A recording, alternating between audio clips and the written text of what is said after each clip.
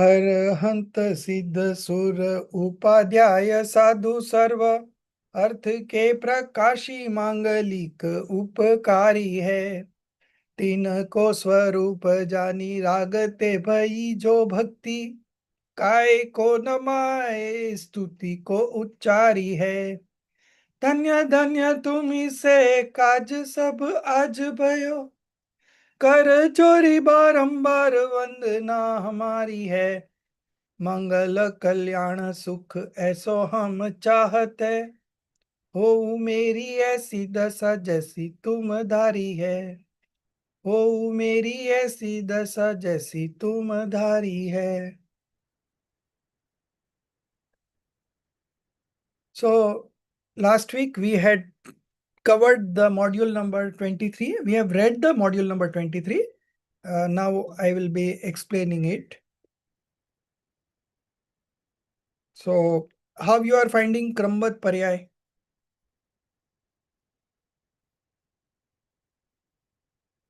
Able to understand? Yes, sir. Okay. Yes, sir. So I am making you a co-host, Soumya. Sir, I have joined from my mobile, sir. I will So, be joining in 5 okay. minutes from my laptop then. Okay. So Dhemali, I shall make you a co-host, right? You can share that clip. Yeah, clip PDF. First, we are going to refer to that and then we will move on to the textbook. Okay. So for any action to take place, there are many causes. Okay. So 5 have been enumerated. Okay. These are called 5 concomitant factors. So these are always present for any action to take place. So what are these 5 factors that we are going to see right now? And the module number 23 explains that 5 factors only, 5 concomitant factors. Okay. So by the time that thing is ready, we will refer to the 23rd module. So the 5 factors are nature, nature of thing, nature, then time, kalabdhi, predestiny, niyati, not niyati, but bhavitavya. More bhavitavya is more appropriate and that is what we use. Predestiny, then effort, pursharth, and of course the instrumental cause, nimit. Okay, so these are the 5: nature, time, destiny, instrumental cause, and effort. To consider the origination of activity as arising from any of these alone is one-sidedness.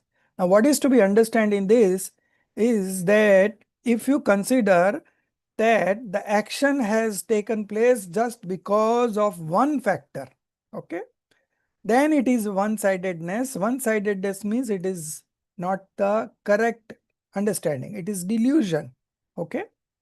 And to consider it as arising from the conjunction of this 5 is non-absolutism, non-one-sidedness, and it is also the right belief. Okay. So we all also want right belief. So why not accept that for any action to place, there are 5 factors.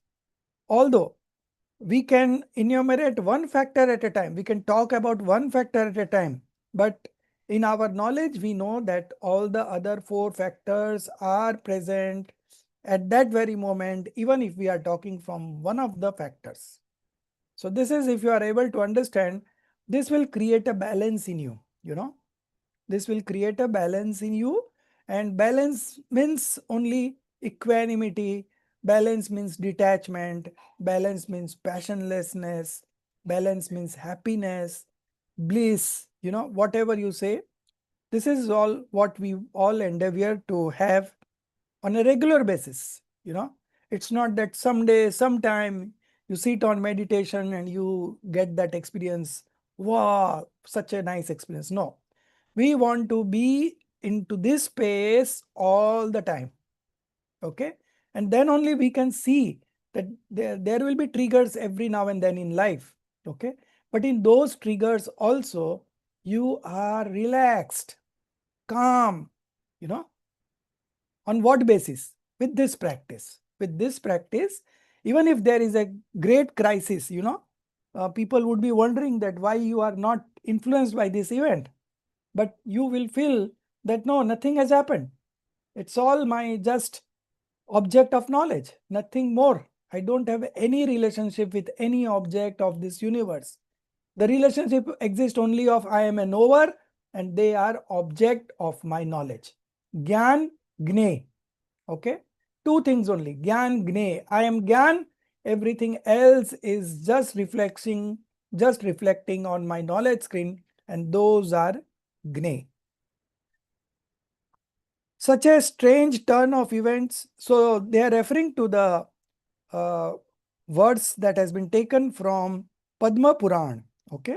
And the event is when uh, Kaikeyi had taken a vow from Dashrath, and when Ram was supposed to be crowned the king, so at that time Kaikeyi exercised his promise, his option of the commitment that Dashrath had given to her, and he said that let Ram go for 14 years exile and Bharat be made the king. So at that time, uh, people's reaction is what being depicted in this verse.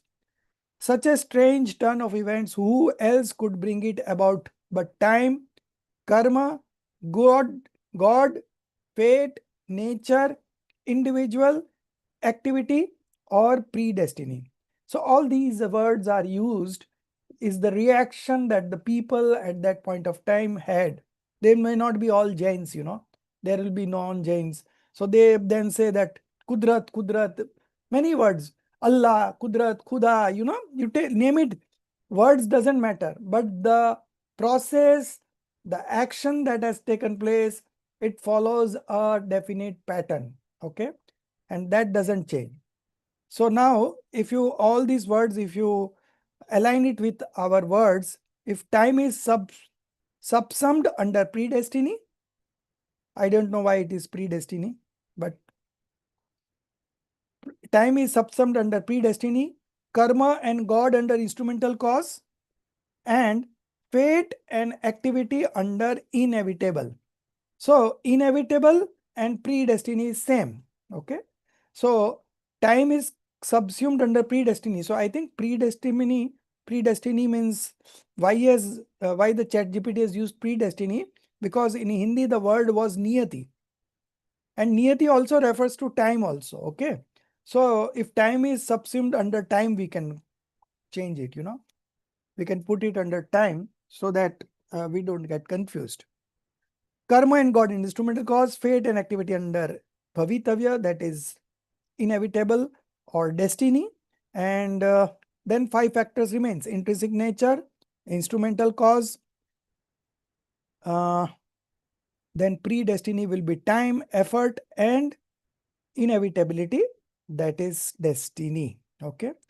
The intent is that only through the integration of these five factors is the establishment of that activity possible. So, Ram being exiled and Bharat being made the kingdom was a twist in that story, and why that twist happened.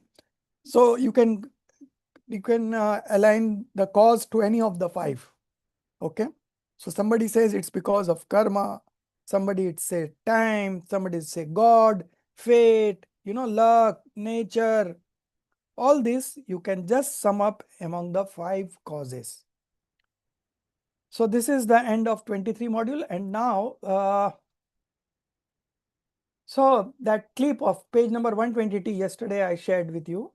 Uh, sorry, Soumya shared in the group. I said to Soumya to check it out because I didn't have the time to check it out. So we can read that through.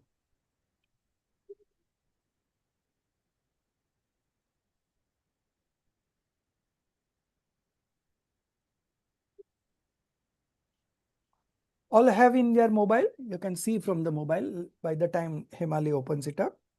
Uh,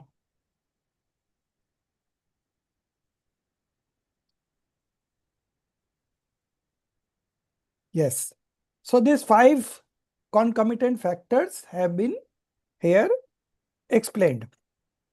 For the production of any activity or action, the presence of 5 factors is essential. Okay. So these 5 factors, Zia, you read. Yes, sir. For the production arising of any activity, the presence of five factors is essential. These five factors are known as the five somewheres. The discussion of these somewheres is always in relation to some particular activity because these factors are the causes behind the occurrences of that specific activity. Their nature is as follows. One, swabhav, nature, the inherent power of a substance to transform into a particular form of action is called its nature. A substance cannot produce any result contrary to its inherent nature. For example, sesame seeds have the power to produce oil, sand does not. The soul has the power to generate samyak darshan, but the body does not. 2. Purusharth, effort. When a substance utilizes its inherent power to bring about a result, that process of transformation, application of power is called Purusharth. Every substance, during the manifestation of its attributes, utilizes its potency or strength. That utilization is Purusharth. For example, when oil is extracted from sesame seeds, their power is being utilized. Similarly, when the soul manifests the state of right belief, its power of faith is being exercised. Therefore, when the transformation into an active form occurs through nature, that is called purusharth, effort. Every activity in every object is accomplished through purusharth, self effort. That is, energy or effort is always expended in it. If a car moves forward, fuel burns. If it moves backward, even then fuel burns. In the same way, in the results, parinam, that lead to the lifespan of the seventh hell, that is intense sinful purusharth. In the result that bind the nature of a tirthankar, that is intense virtuous purusharth, and the result that are conducive to total destruction of karmas, that is infinite purusharth of the soul's inherent nature and independence. In the context of the path of liberation, moksha marg, purusharth is explained as follows. Purush means the supreme attribute of consciousness, and arth means to act as the master. Thus, acting as the master of attributes of consciousness, specifically the attributes of knowledge and perception, is called Purusharth. In other words, acting with awareness as the master of the supreme attributes of consciousness is called Purusharth. In the path of liberation, the effort to attain self-realization, Atma Anubhav, is itself Purusharth. In contrast, the effort involved in delusion-based results, such as attachment, aversion, etc., as opposed to the efforts directed towards liberation, are called mithya purusharth, false effort, viprit purusharth, perverted effort, napumsak, neutrality or impotence, or purusharth, weakness, weakness of effort, depending on the context. Stop. So first we will see the 3 factors. Okay. So first two is very clear. Nature. Nature is the inherent power of a substance to transform. Okay. The second one, Purusharth. That is very important. So what do you mean by Purusharth?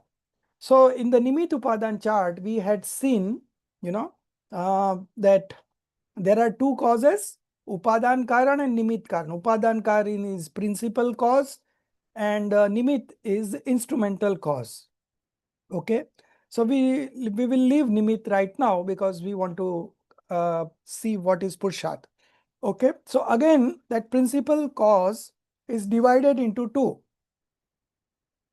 Eternal principal cause, Trikali Upadan Karan, and momentary principal cause, Shanik Upadan Karan. Okay. Trikali Upadan Karan and Shanik Upadan Karan. So the eternal principal cause corresponds to this nature, the inherent power, So that is very well settled. Now coming to the momentary principal cause, it is again divided into 2. Okay. One is prior modification. Okay. So prior modification, okay, prior modification, and the other is the eligibility of the moment. Two divisions of momentary principal cause. Okay, one is prior modification and one is the eligibility of the moment. Okay, so what is prior modification? Prior modification is the process through which it undergoes to get the desired action. So supposing your action happens in the 100th modification, okay, so 0 to 99 will be 1 to 99 will be prior modification. Prior modification does not mean only the 99th. It is the sum total of 1 to 99 are the prior modifications. Okay. So the action has taken place in the 100th modification. So 1 to 99 will be prior modification, and that is called the effort. Okay. That is the effort you put in to get the desired action. Okay. So this is aligned with effort. Okay. Now the whatever we left is the eligibility of the moment. Okay. So eligibility of the moment covers two concomitant factors. One is time and the other is destiny. Time and destiny put together is the eligibility of the moment. Time is the uh, time when the action has taken place. So time is nothing. It is the just the time when the action has taken place. And what is destiny? Destiny itself is the action. Okay. So there is nothing to discuss about time and destiny, because time is the particular time that the action has taken place, and destiny is nothing but the outcome, the action, okay, that has resulted. So it is called the eligibility of the moment. So we have covered nature, we have covered effort, we have covered the time, and we have covered the destiny. So four concomitant factors is covered, and the fifth one is of course the instrumental cause that is common across the both the principles. Okay, so the same principle could be explained through Nimit Upadan Karan, and the same could be explained through 5 samvai, and there is a third one, same could be explained through 6 cases, karta, karm, karan, apradan, sampradan, adhikaran, that we had studied in Tattva Gyan part 2. Okay, so there also this same process applies, only the terminology differs. Okay, so we leave that apart, but these two we are very well aware and we are very well aligned. Okay, so now we were considering the effort. Okay, so Jia just now read about the effort. Now what is this effort? Okay, so Todermalji, that is also coming up in your Krambhat Paryay discussion, module number 26. Okay, so we are on to now 23, 24, 25, 26. Hopefully we'll reach today there, and that particular module explains what is effort. And Todermalji from Moksha Marg Prakashak, 9th chapter, it has been adapted, and there Todermalji very well explains that out of these 5 concomitant factors, only effort is in our hand. Other 4 are not dependent on us, are not under our control. So the one who follows the instructions of Jinendra Bhagwan and takes action in his life in the same manner, he will all the concomitant factors coming together, and his action, desired action, will happen. Okay, so you have in your hand only the effort. Now what is effort? What is effort? Jia, you would like to try? Just now also you read, and there also it was mentioned. What is effort? Um, I mean, I'm not able to formulate my thoughts. So I've read it, but No problem. Just simple. You forget Jainism. Just simple. What is effort? efforts is like in our hands. So it's something that we should consciously Do. do. Yeah, we should consciously do, and that is what we call as an effort. Like uh, you studied your graduation course, then you went for the interview, and then they asked you some questions, then you worked on it, and then you came back with the answers, whatever you had done, and then you were finally selected. So the whole process is effort. Okay. Similarly here, what is effort? So here effort is the best effort, the ultimate effort is the decision making. Okay. You are given certain facts, you have to analyze and you have to arrive at a decision. Now the decision making is the ultimate effort. Okay. So every now and then whenever efforts is being discussed, you have to consider it the ultimate conclusion. The decision making, okay, that is the supreme effort. Okay. Now read from here, Purshat. Okay. When a substance utilizes its inherent power to bring about a result, that process of transformation, okay, now you're getting the process of transformation, application of power is called Purshat. Every substance during the manifestation of its attribute utilizes its potency or strength. That utilization is Purshat. For example, when oil is extracted from sesame seeds, their power is being utilized. Similarly, when the soul manifests the state of right belief, its power of faith is being exercised. Therefore, when the transformation into an active form occurs, though through nature, that is called Purusharth, effort. Every activity in every object is accomplished through Purusharth. Okay. So all the time you see Purusharth, because any action to take place, there will be effort. That is, energy or effort is always expended in it. If a car moves forward, fuel burns. If it moves backward, even then fuel burns. In the same way, in the results, parinams, that lead to the lifespan of a seventh hell, there is intense sinful purusharth. Okay. In the results that binds the nature of a Tirthankar, there is intense virtuous Pursat. So that was sinful Pursat, this is virtuous. That was Pap, this is Punya. And in the result that are conducive to total destruction of karmas, okay, there is infinite Pursat of the soul's inherent nature and independence. Okay. So Todarmalji concluded that Purushat means the decision that you arrive at, the conclusion that you arrive at, the process of transformation, all that leads to that action is nothing but Purushat.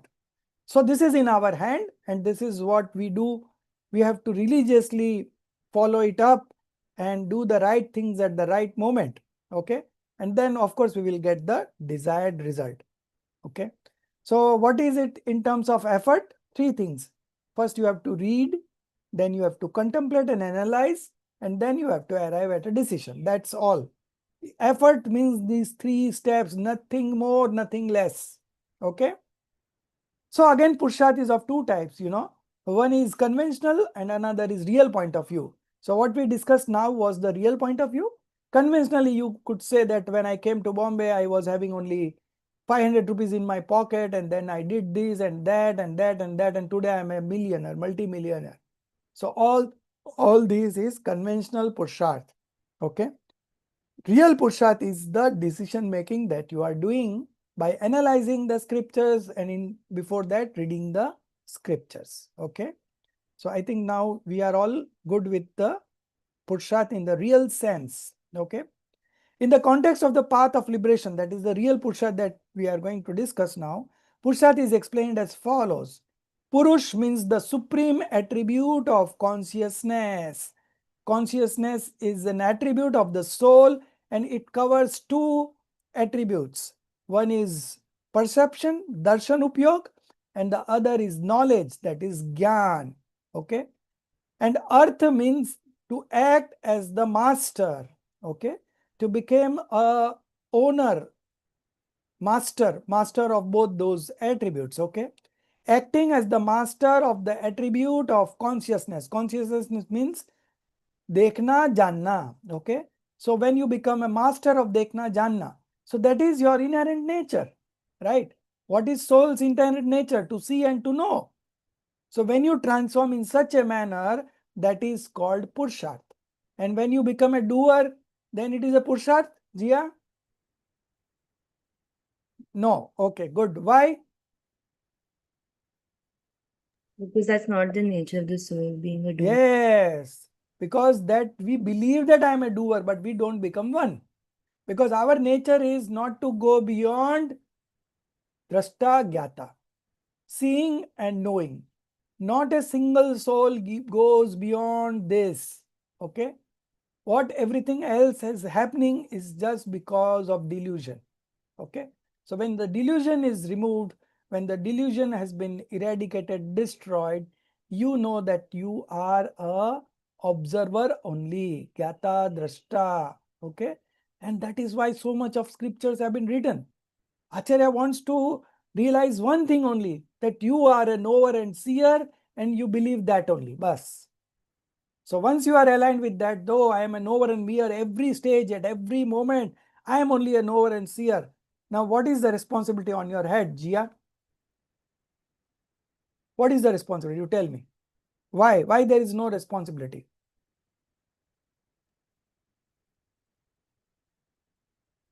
Because you're a knower and seer, not a doer. So I cannot go beyond that, no?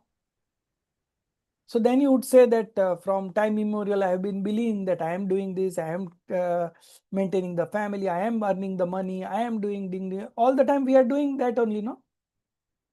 So what is the truth? What we have been doing since birth is the truth, or what we have learned today is the truth? Again, you have to take a call here, right? Take a decision, right? So our decision is based on the facts, not any imagination. So we became a doer, that was an imagination. Okay. We didn't become one, because if we are a doer, then things should happen according to our desires. But we see that no, it doesn't happen, right? So that goes on to prove that we are by default only a knower. Although we believed ourselves to be a doer since time immemorial, but not for a single moment we were the doer. There was only coincidence happening, and we thought that I am doing it, like that. So, very old example, maybe you may not be able to relate it right now, but nevertheless, it's given in the scripture. So I would give, Total Malji has given in Moksha Prakasak, that a dog was moving ahead a bullock cart, and he thought that I am pulling this bullock cart. Now, how is this belief? False belief, right? He was just running, he was just walking ahead, and he thought I am pulling the bullock cart. It's like that only. So all the things were happening independently, and we thought that we are the doer. That's all. But we didn't become one. Okay. So when you align with the truth will say that you were never a doer. Okay. So all your past mistakes and guilt, you are let going all things, because you were never a doer. Everything has been neutralized. You were then also an observer. Although you believe to be a doer, but you never become a doer. Okay. So if you analyze in this way, you will feel relaxed. There is nothing on our head to do anything. Just no, no, no, no. And knowing is very easy, You switch on a TV and the channel keeps on. You can keep on changing channels and you are a knower. You are not doing in any of the actions that's happening on the TV, right? So you are simply an observer. So in TV, while watching TV, we can be an observer. So similarly, all the thoughts that are following in our mind, we are only a knower. We are not the doer of the thoughts. Forget about the actions of the mind, speech, and body. Even the thoughts that are arising, it's all automatically coming up. We are not the doer. Okay. So this is the nature of things. This is how nature of things have, it runs like this only. Okay. So you have to believe it. Okay. And if you believe it, this is the ultimate effort. Okay. So now your belief is aligned with the nature of things. Nature of things says each soul is a supreme soul. You accept, I am a supreme soul. प्रत्येक आत्मा परमात्मा है, होना नहीं है. So you accept it. Yeah, you are a pure soul. Paramatma, supreme soul.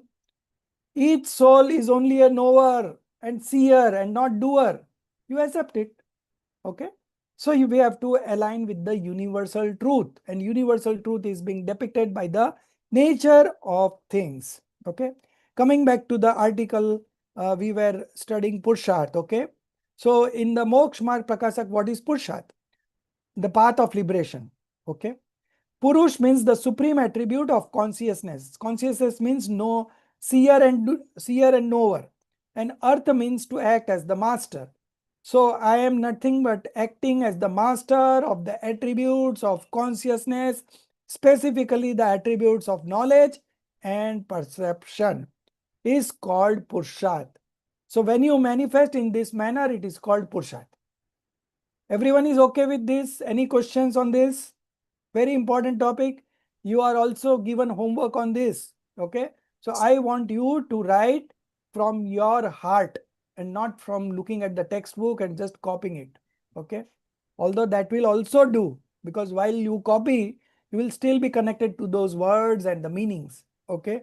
But I would like you to present that CC2 in your own words, straight from your heart. You know, many years ago there was something MTV Unplugged. You know, so similar kind of thing you have to write from your heart. You know, so so that is what creativity we are going to see in the CC2. I'm not giving you the homework right now, but this is what Purusharth. So one of the topics that you have in Krambat Paryay is the Krambat Paryay and the 4 exposition. Okay. I'll be also mentioning you the modules numbers that has been covered under that. And then the second topic is the Krambat Paryay and Purusharth. This is your homework for CC2, which I would be giving you the next week, because by that time we will be completing the modules related to it. Okay. So, I have a question. Yes. So, when it says earth means to act as the master, Huh. so who is the master? Or The me? soul is the master. Oh, so you act as per the nature of the soul.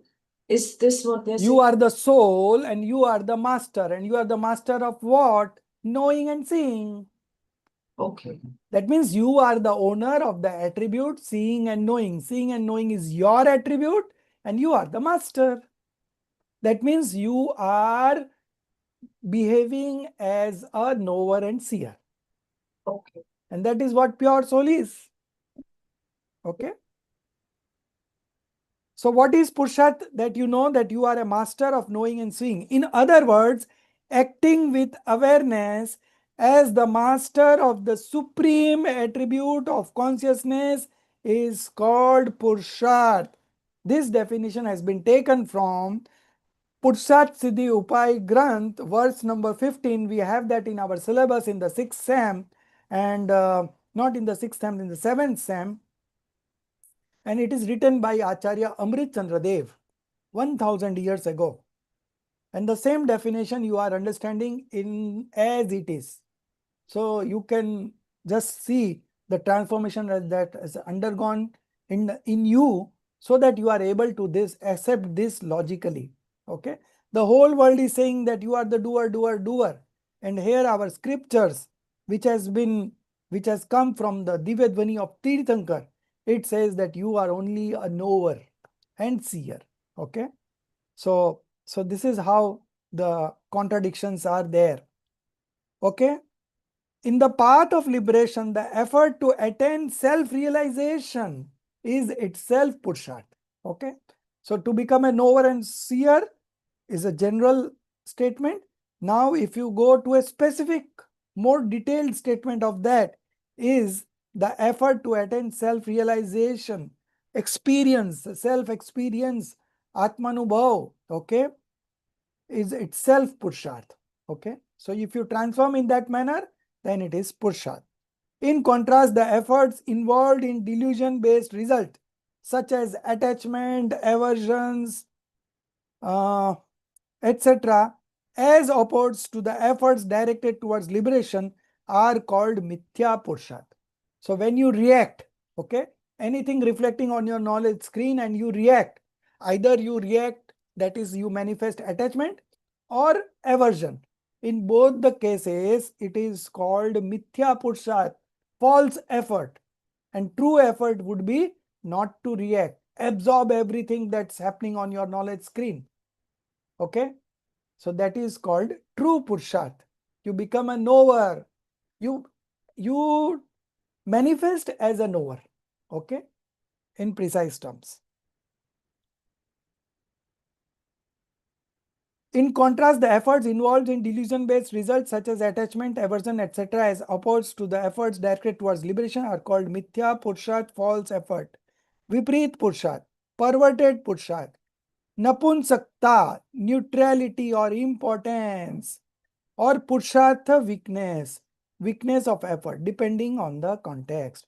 So these all false purushat have been time and again explained everywhere, and that has been we are doing since time eternal. Now what is new that you are going to do? Summarize, Hemali, what new you are going to do after understanding this?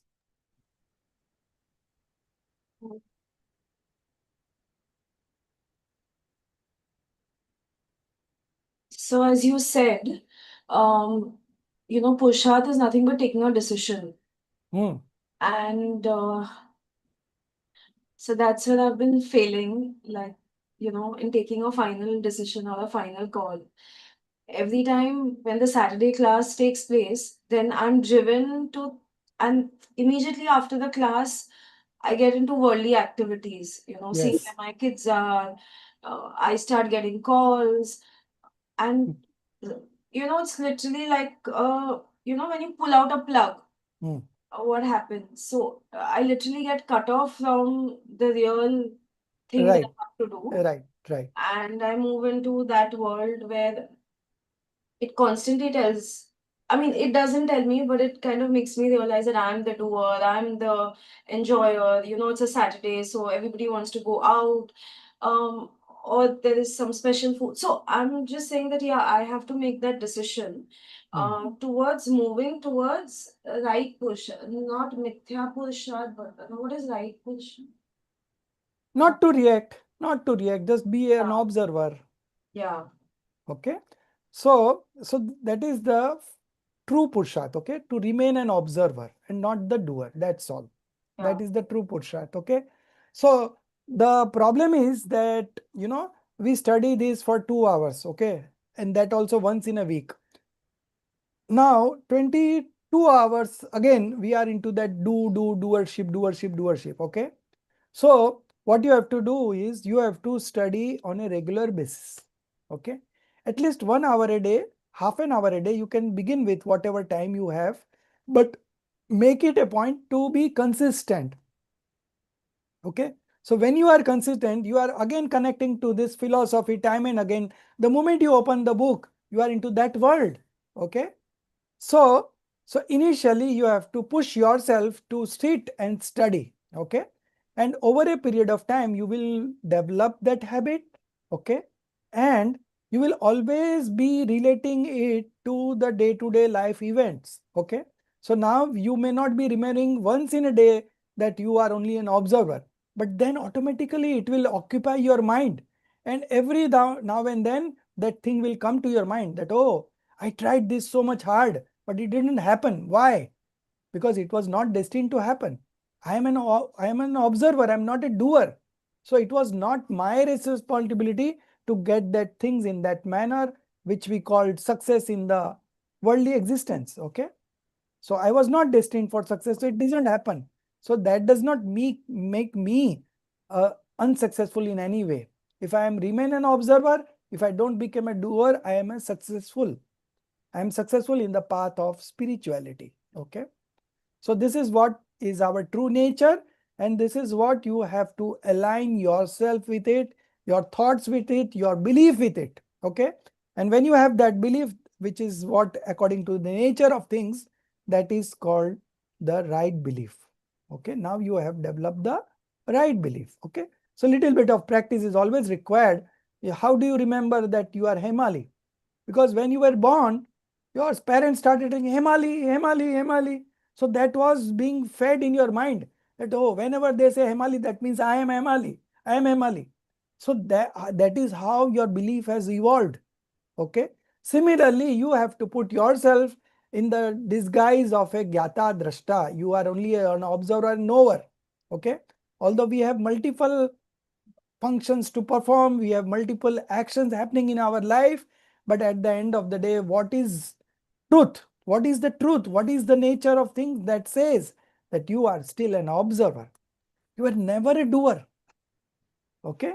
So with little bit of thinking, contemplation, you will be able to extend this feeling, this thought, this belief beyond studies also gradually. Okay. Initially, it will be during the study hours, at least it's going in your ear right now. Okay. Now, 2 years ago, we are not doing this also, right? So gradually, we are moving towards that zone. The more the effort you put in. So when I was doing business, my routine was from 5 to 10, it was my time. Okay. 5 in the morning, 5 o'clock, I used to get up and I used to study. Okay. And then I used to go to the temple, have done Abhishek, then study over there, and then come back at home 10 o'clock. And that is the time I used to open my mobile. And I would see that there are only 5 missed calls. Okay. In the whole day, I was also in that zone, Never I had a thought that I was a soul, because it keeps us so engaging, one call after the another call, and you are into different things together. So that was the case. But again, the next day I was connecting to myself. So similarly, it happened like that only, because we have to balance both. If we don't earn, then how would we survive? Okay. So that was a part and parcel of my duty. So I was doing that, but while doing that, I maintained this continuity, consistency. And with that consistency, as I said, things started spreading. So in the middle of the day also, I have this thought. So see, I tried so much, but I didn't succeed. Why? Because I am not the doer. I failed. Why? Because I'm not the doer. Okay. So in this way, gradually, it went on spreading in my other parts of other phases of my life. And then of course I retired, because this is the interest that I developed, and I thought that I don't want to do anything else. Earning is one thing that I have to do. So when I achieved my financial independence, I left everything. I didn't went that from 2 bedroom to I want to go to 3 bedroom and 4 bedroom, from Wagoner I want to go to Mercedes. No, I said I'm okay with this. I don't want more. Okay. So then this is what the transformation has happened. It has been 15 years. I'm not earning a single rupee. And still I'm enjoying every moment, every moment. In business, at many a times there were anxiety situations happening every now and then, every day. It was a part and parcel of every day. And I didn't want that feeling to happen. So when the opportunity came up, I simply left it. I said, I'll take risk. At most, what I have to do, I have to sell my Mumbai flat and I have to go to a small village, where the flat cost, similar flat I will get at 20 lakhs. Okay. In Devlali, in those times when I left 15 years ago, it was that much only, 20 to 25 lakhs. I would have bought a place, balance amount I would have kept in FD, and I would have survived my whole life, So that was the risk I took, and everything went off very well, and never I had any problem. But I did take that risk. Okay. So this is how, when you're obsessed with something, when you are passionate about something, then you want to leave everything else for that. As a example, like nowadays people fall in love, and because of that they take so much risk. They are ready to go against their parents, then they're ready to take risks, then they are ready to uh, jeopardize their character, their career. Many things they take. And many a times in the newspaper you read, then they committed suicide, and then they did this, then he committed this and that crime and all. So why? Because they are so much obsessed with that. Similarly, when you are so much obsessed with what you are, okay, what is your true nature, what is your function, then you prioritize this, okay. So you will find more time to study, okay. Even when you come back to your from office, you will again have study for half an hour, 15 minutes. While traveling, I did lot of studies during traveling, from Mumbai, from Borivali to, I was staying in Daisar at that point of time. So from Daisar to Mumbai, it was a 1 hour journey. So when you are in those days, there were Walkman, audio cassettes. So I used to put a Walkman on my ear the moment I caught a train. And for 1 hour, there was no mobile in those days. So I was just listening to the lectures, and that's how I studied. So you have to find ways to find out time, and it's very simple. When you have an intent, when you have an interest, automatically you find time to pursue those hobbies and passions. Okay. So nothing great. So we have done this module of 23. Now we will move on to the 24th module. Although I'm taking more time into this, but I don't mind, because this is something, if you understand nicely, then everything else is going to be very easy. So never mind. So So I have a question, one thing, if I may ask, so about Purusharth weakness. okay. So some people cannot keep upvas, or so that is Purusharth weakness, is it? Yeah, but that is a part of false Purusharth that we were talking about, Yeah. The last four reasons that were given were all part of false Purusharth, not the true Purusharth. Yeah. Okay. Yeah. So these are all conventional Purusharth or false Purusharth. Okay. Okay. Any other questions? Anyone having any questions? Jia, you have anything on your mind? Many things running on your mind, because something you are not aligned to this, right? But still you are trying. That's very good. At such a young age, you are so fortunate. Okay. And you will pick up, I know, for certain. Okay. So the next Sir, module. Yeah. uh, sir, please repeat what the four reasons that the chart was there, current chart. No, no. Acha, Upadan, okay. Upadan So, Karan. Yes, sir. so Upadan Karan is principal cause. Yes, sir. Nimit Karan is instrumental cause. These are the true broad divisions of causes. Okay. Then under principal cause, there were again two subdivisions: eternal principal cause and momentary principal cause. Hmm. Eternal principal cause is nothing but your nature. Okay. Then we move on to the momentary principal cause. These were divided into again two. One was prior modification, and the second was the eligibility of the moment. Prior modification is Purusharth, and eligibility moment is Tat Samay ki Yogyata, and it covers two concomitant factors. One is time, the other is destiny. Okay, so sir, these two are comparable to each other. The five concomitant factors are all Yes, these are causes. parallel. These are running Yeah. parallel, same principle. And the third one also, Shat Karak. Yes, sir. These are also the same technology, because it is all cause and effect relationship. Karan Karya Vyavastha. Okay, sir, but here in the causes, when the principal cause, first one is eternal principal cause, that is Swabhav. Nature, right, So it is right. one of the concomitant factors. Now coming Yes, to the second one, that is momentary principal cause. It is divided into two. yeah. Uh, Immediately prior modification and eligibility of the moment. Eligibility of the moment is uh, Time uh, and destiny. time and destiny. Yes, sir. And Okay. prior modification is Purusharth, effort. And instrumental O- cause is common to both. Okay. So So, five. sir, Hmm. we have combined in the eligibility of the moment. Both the things have been combined. Kal Labdhi and Bhavitavya. Yes.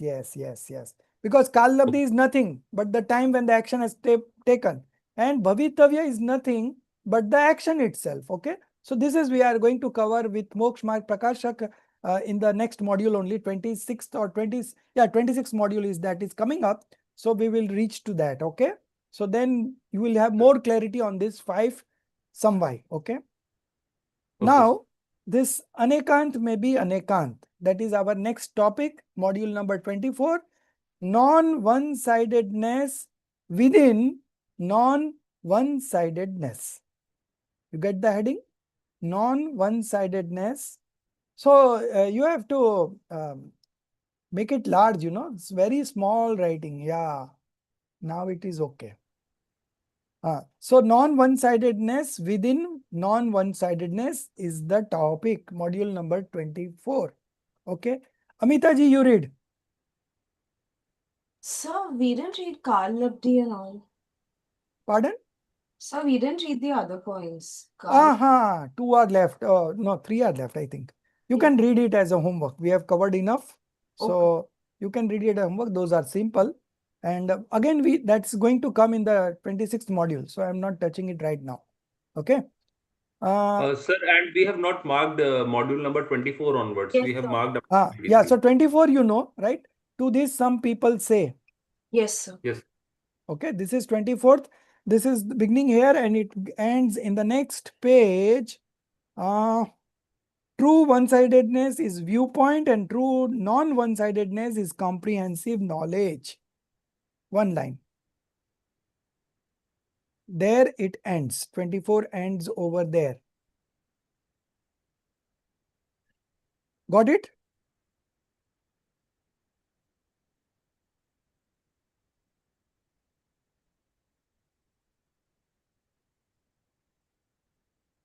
Sir. Then the 25th module begins. From this perspective, okay? So 24 modules begins and I will tell you when we reach there. So now we have to read the 24th module. Yeah, Amita ji, go ahead.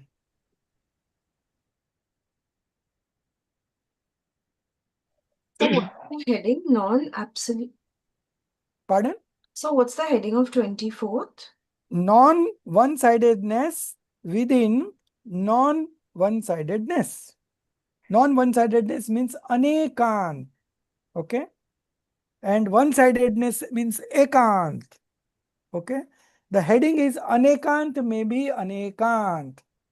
Okay? So non-one-sidedness within non-one-sidedness. Now as we read, the thing will be clear.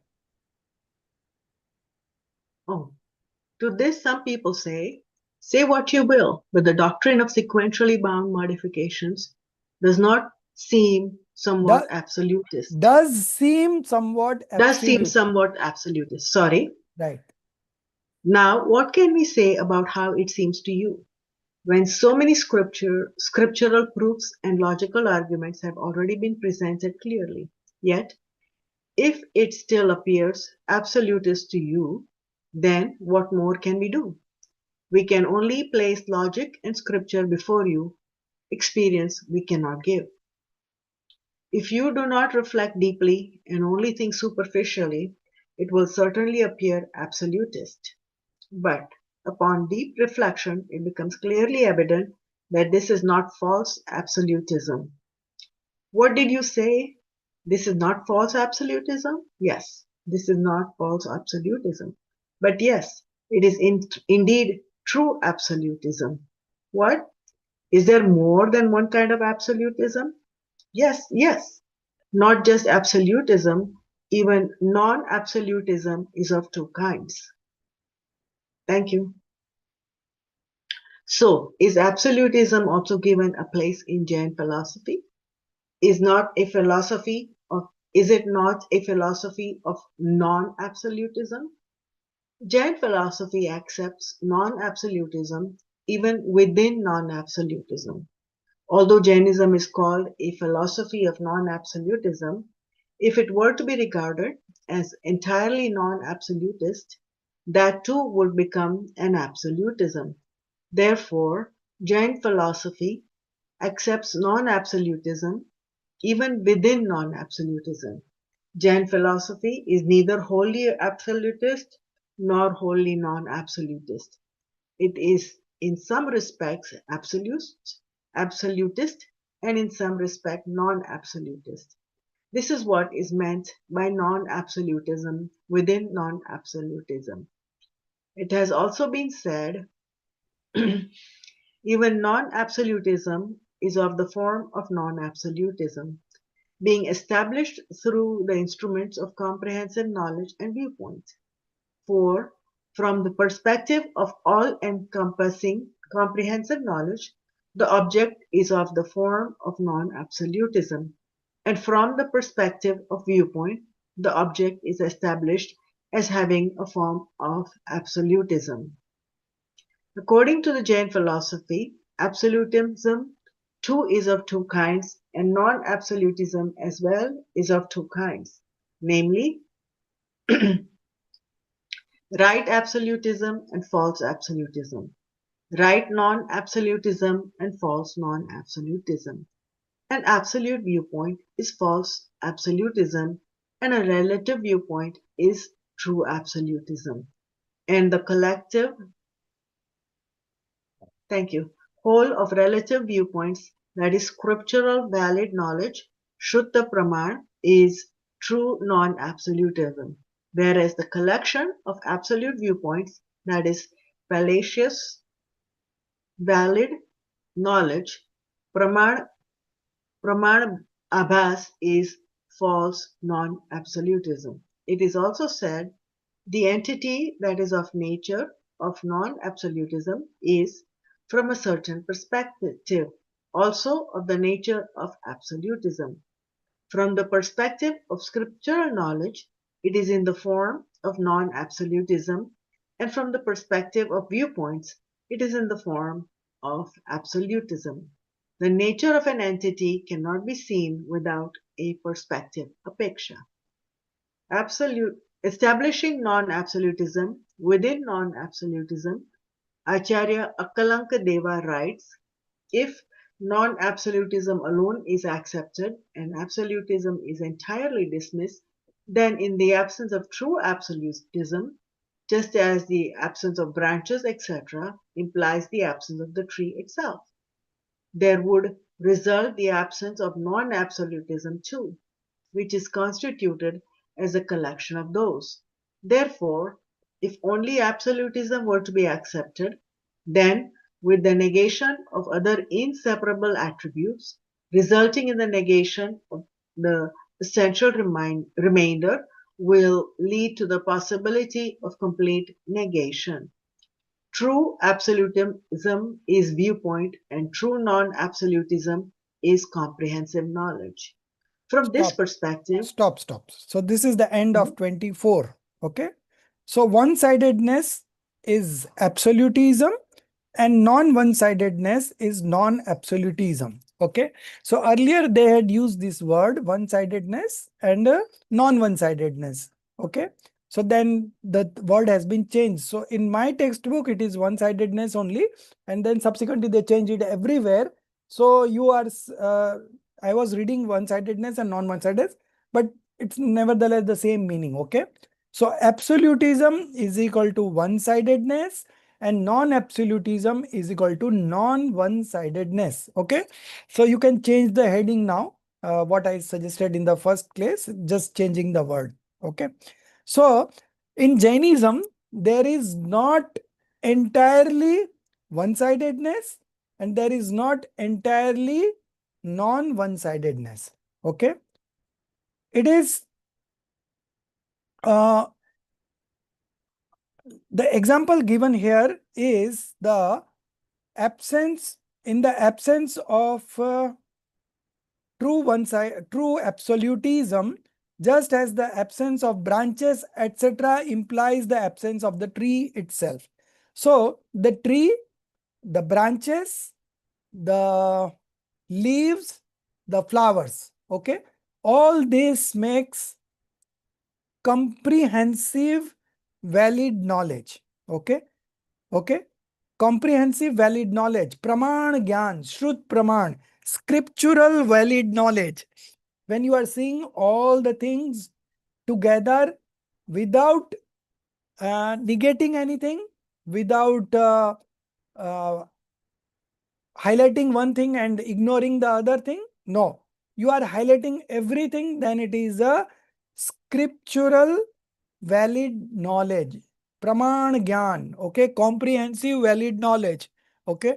So out of that, when you focus on one thing, say tree, when you focus on one thing, say branch or leaves or flower, okay, then it becomes nay, viewpoint. Okay. Okay. So true one-sidedness is viewpoint, and true non-absolutism. So true absolutism is viewpoint, and true non-absolutism is comprehensive knowledge. Okay. So from the tree, when you look at it as a tree whole, it is comprehensive knowledge.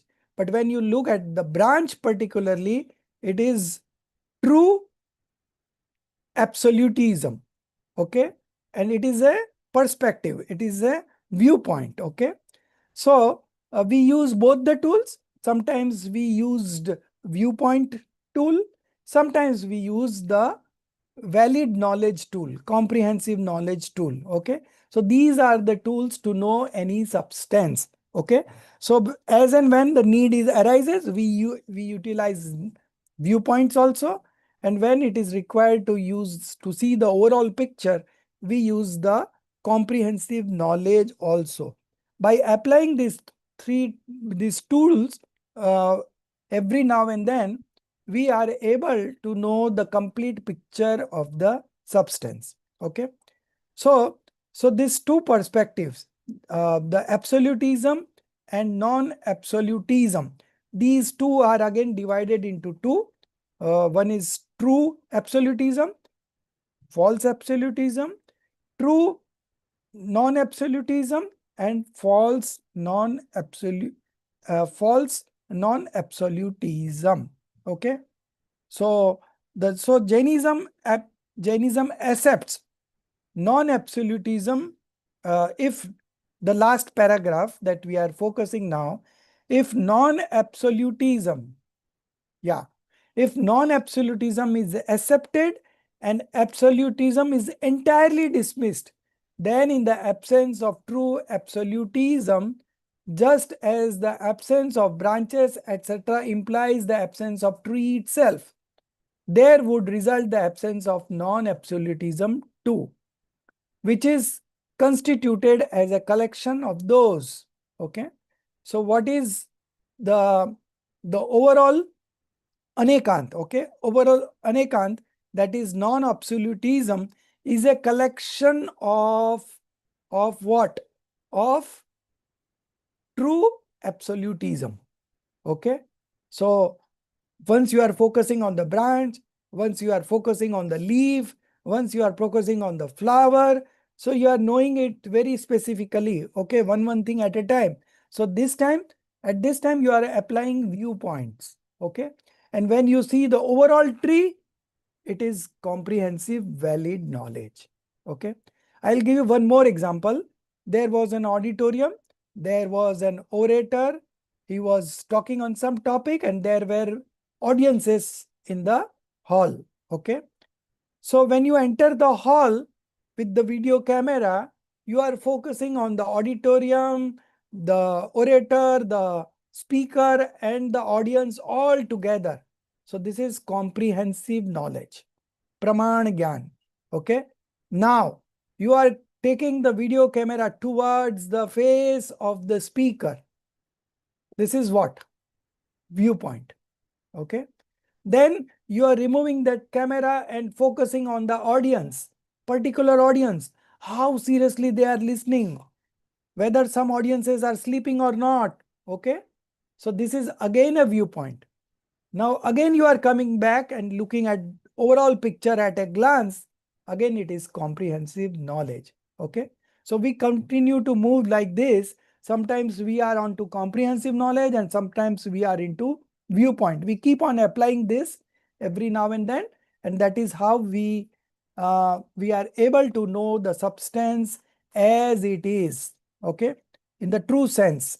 And this is what is absolutism in non-absolutism. So it is not entirely absolutism and not entirely non-absolutism. Okay. But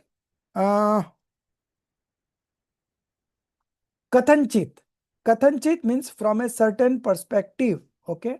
So from a certain perspective, it is absolute, and from a certain perspective, it is non-absolute. Okay. So both the viewpoints would be there, and that is without any perspective, we are not able to see the nature of substance. Okay. So when we see the nature of substance from a certain perspective, it will you may say it is truly absolute, and from other perspective it is truly non-absolute. Okay. So we keep on applying perspective in every statement of Jinvani. Sometimes we say it and sometimes we don't say it, so it remains silent. But all the statements in Jinvani are from a certain perspective, and you have to understand it from that perspective itself. Then you will be able to realize the truth. Otherwise, there will remain always doubt, there will remain perturbedness, and there will remain indecision. These three are the faults of true knowledge. Samyak Gyan ke teen dosh. Okay. One is doubt, the second is perturbedness, and the third is indecision. Okay. Sansai, Viparya, Anadhyavasai. Again, that Viparya, okay, is of three types. Perturbedness is of three types. One is Bhedabhed Viprita. Bhedabhed Viprita means divisions and subdivisions of that perverseness. Okay. Then there is Karan Viprita, cause perverseness. Okay. Then there is Swarup Viprita. Okay. Swarup Viprita is the Swarup Viprita would be what? Nature of perverseness. So these are perverseness is again of three types. And then we have indecision. So the one who is in doubt, he is in still dilemma because he has not decided what it is there. Okay. So he's still chance of getting the right decision. But the second one, the perverseness. Okay. The perverseness is such a fault where you have decided and you have done the wrong decision. So to transform such individual, it's really difficult because he has already decided wrong way. Okay. And third one is the indecision one. He is least interested, whether it is this or that, he is not interested at all. So that is the most dangerous category. Okay. So the first one is one of the better one. The second one is not better, the middle one. And the third one is the extreme one. All these three faults so long remain in your knowledge cannot turn true. Okay. So this has to be eradicated. Okay. And when you see the things from the nature of things, automatically your false belief and false knowledge goes away, and you are able to manifest the true knowledge and the true belief, right belief. Okay. Now the next topic, 25 module, is again related to the same topic. Okay. Absolutism, non-absolutism, and Krambat Paryay. Okay. The principle of sequentially bound modification. The relationship between these three, okay, is the 24th module, and 25 modules have, I think, 7 points are there. So just mark down the point. First, from this perspective is the first point. Then after one more paragraph, thinking from this perspective is the second point. Then after two paragraphs, one reason for this is also to those who do not understand. Okay, that is the third point. After two paragraphs is the fourth point. Just as omniscience will occur. Fourth point, after one paragraph, when sequentially bound modification is the fifth point. Then the next paragraph, leaving one paragraph, even in the world it is seen, that is sixth point. And then 2-3 paragraphs later, if you wish to witness the impatience, it is the seventh point. Yeah, only 7 points, and then it ends. The 25th module, it ends at patience and seriousness. Okay, seriousness is the end of module number 25, and then the 26th module, Krambat Paryay is universal truth. That is the heading of the 26th module. There are 11 points in that, and that will come to when we finish this 25th module. Okay, so we are reading this 25th module now, and Himali, you read.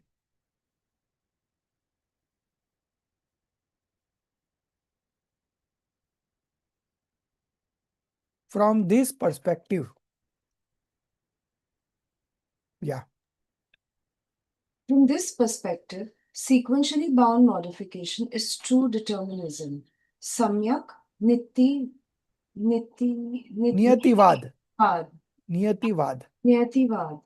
That is true absolutism, which is not opposed to true non-absolutism, but rather complementary to it. If this point is to be made still clearer, it would be expressed as follows. Thinking from the perspective of true non-absolutism, that is, scriptural valid knowledge, the accomplishment of an activity takes place through multiple causes, that is, through the 5 concomitant factors.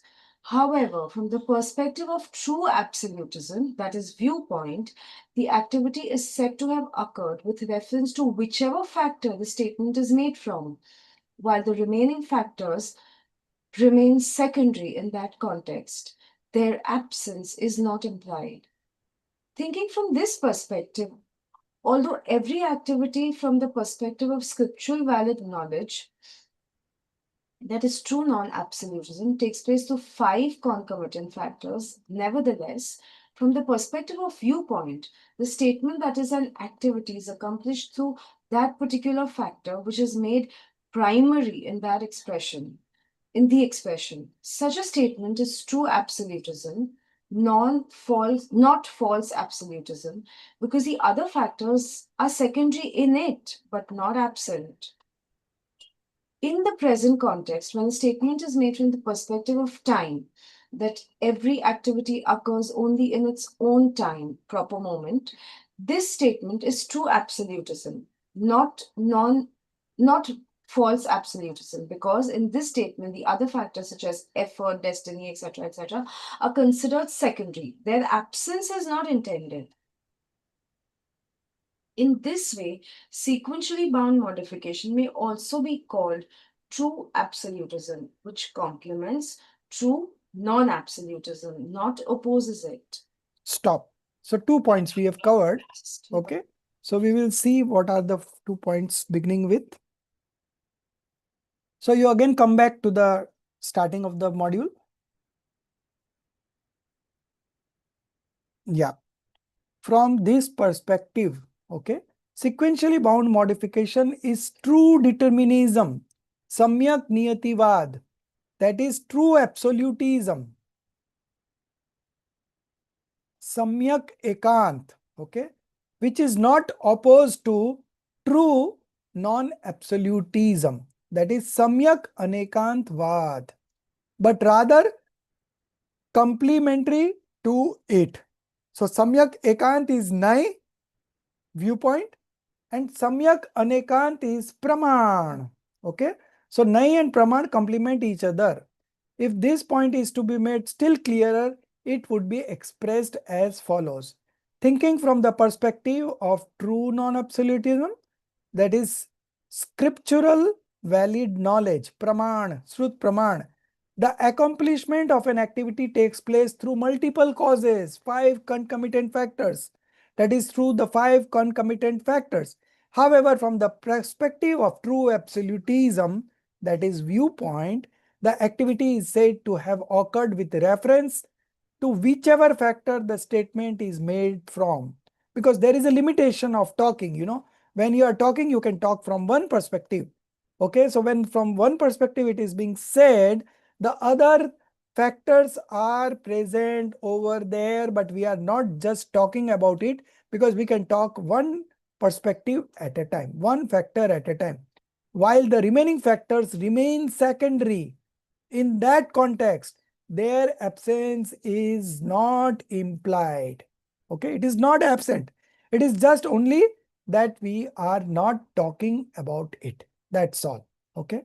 Thinking from this perspective, every activity from the perspective of scriptural valid knowledge, true non-absolutism takes place through the 5 concomitant factors. Nevertheless, from the perspective of viewpoint, the statement that an activity is accomplished through that particular factor. Okay.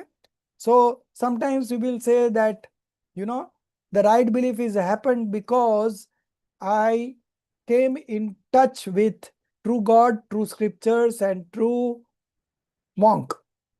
Which perspective I'm talking about? Which factor? Out of the 5 factors, which factor I'm highlighting now? The destiny. No, Sir, the nature, sir. no. So can you repeat the question? I came across true God, true name. See, I manifested right belief when I came in Time, touch. time. No, Instrumental, sir. Instrumental cause. instrumental cause is also one of the concomitant Yeah, factors, right? yeah. So Dev Guru Shastra are instrumental cause. When I manifest right belief, the Dev Shastra Guru are the instrumental cause. Okay. Now I'm changing my statement. Okay. So, but it also could be that when it was the destiny to meet them, I came So across. as I said, key statement will be made from one, but all the 5 factors are present. Yeah. So destiny is also there, right time is also there, nature is also there, efforts are also there, right? Now I will make another statement. I manifested right belief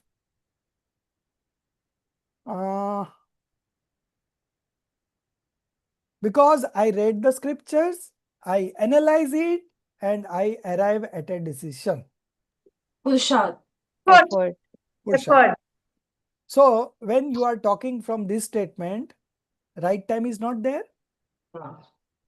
There, it is there. Yes. Destiny is also there. Instrumental cause is also there. And nature is always present.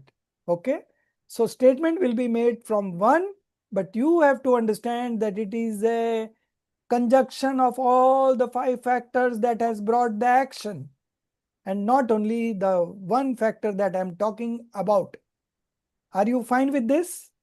Yeah, but sir, in the previous one, you said I manifested right belief when I met true God. So when is also time. Yeah. But I was highlighting the true God, true scriptures, and true monks. Okay. So time and destiny is nothing. It is not a factor at all, because the moment it happens, it is the right time, and whatever happens is destiny. Okay. So that has already been ruled out. There is Sir, nothing. in this example, the actual task that happened was right belief occurring. Yes, right belief. So in this statement that when I met some persons who gave me the scriptural knowledge, in that case, in that sentence, the focus was on the instrumental cause. And Yes. what is destiny and time, there is a confusion about it. So the time is the time of manifestation of right belief itself Yes. is one of the factors that it had to happen at that moment only. It Yes. was not about the time of meeting No, those persons. not meeting of that persons. The action taken place is the right belief.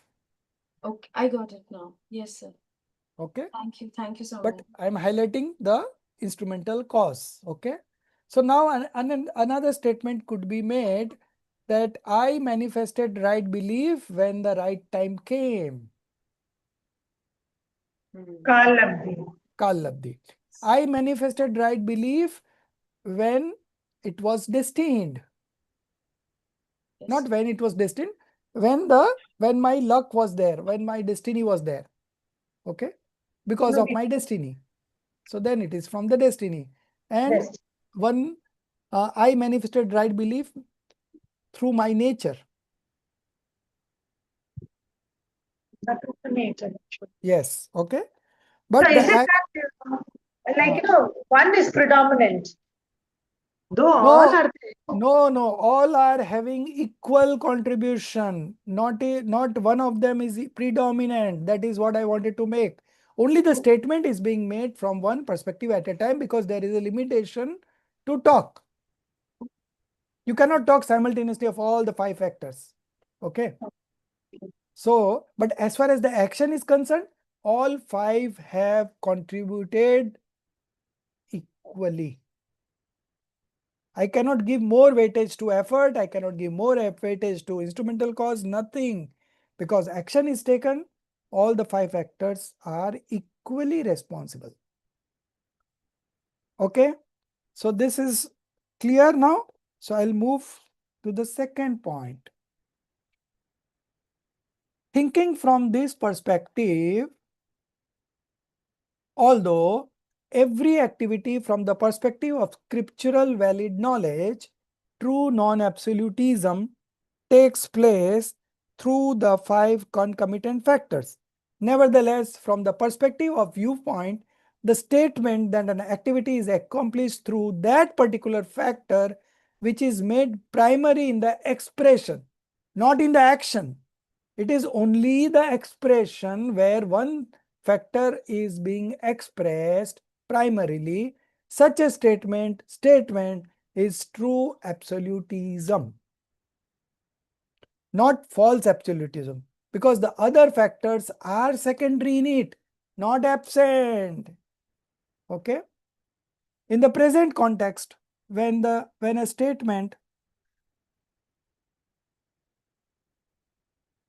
statement is made from the perspective of time, that every activity occurs only in its own time, proper moment, this statement is true absolutism, not false absolutism.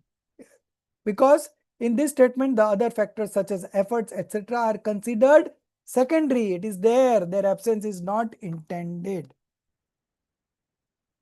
Next, in this way, sequentially bound modification may also be called true absolutism, samyak ekant, which complements true non-absolutism. Okay.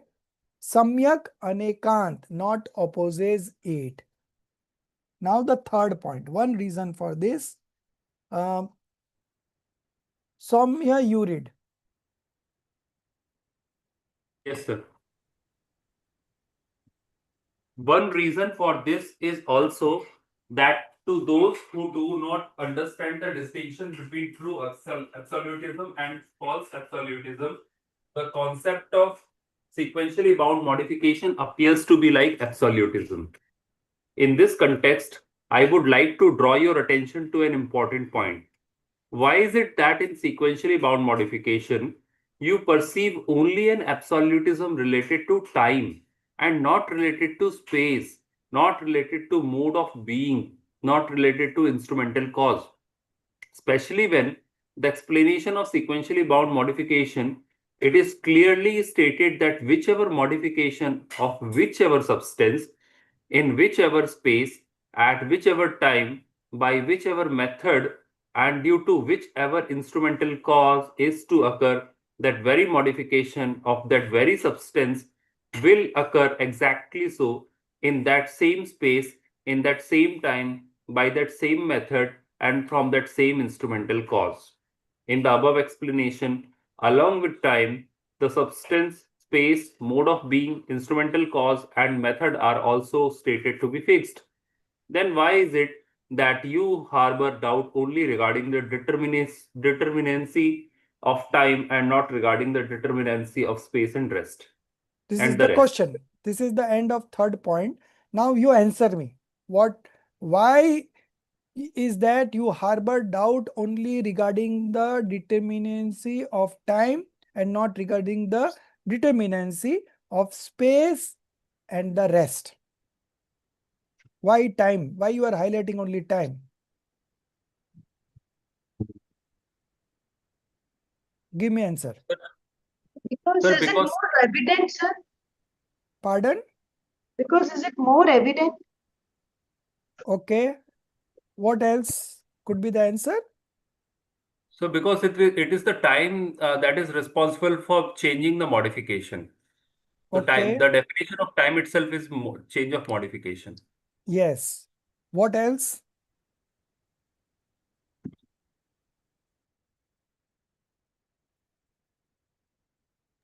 Because during that time, the change is seen, sir. Okay. That particular moment, the change is seen, the modification is seen. So we So it was. are like the principle of sequentially bound modification. It says not only of the time, it also says that in particular substance, in particular space, in particular time, in particular mode of being, particular process, method, everything has been mentioned. Okay, Oh, everything is fixed. So why only point out time? so Why? because Hmm. it is a part of Nimit, and we always place more importance to the instrumental cause, we fail to see Upadan. No, no, no, no. The question is ki why you have doubt regarding time. All others you are able to accept. Okay. That the substance was also prefixed and space was also prefixed and method is also prefixed and it happens in that manner. Because that's what the sequentially bound modification principle states. That whatever has to happen will happen at the right time, in the right place, in the right space, in the right mode of being, in the right method, in the right instrumental cause. Everything is predetermined, right? It's not So only the time. it's only Everything because else, we are not time able to. changes. Yeah, tell me. Probably it's because time changes. It changes at Yes, every. yes, yes. That is one of the factor that we are not ready to accept the time. One factor is that since time changes every moment, so we feel that we can change that. Okay, that is one of the things that we had discussed earlier. So Maltiji has pointed out very right, but there is another logic, big logic that I wanted from you, if you can think beyond that. Time cannot be seen, sir. Okay, so the So because we feel answer that is answer is the psychology, the psychology of impatience. People are impatient. That is what going to be discussed in the fourth, fifth, sixth point. Okay, so first read fourth, fifth, sixth, and then we'll again come back to this again discussion. Okay, fifth, fourth, fifth, and sixth. Maltiji, you read.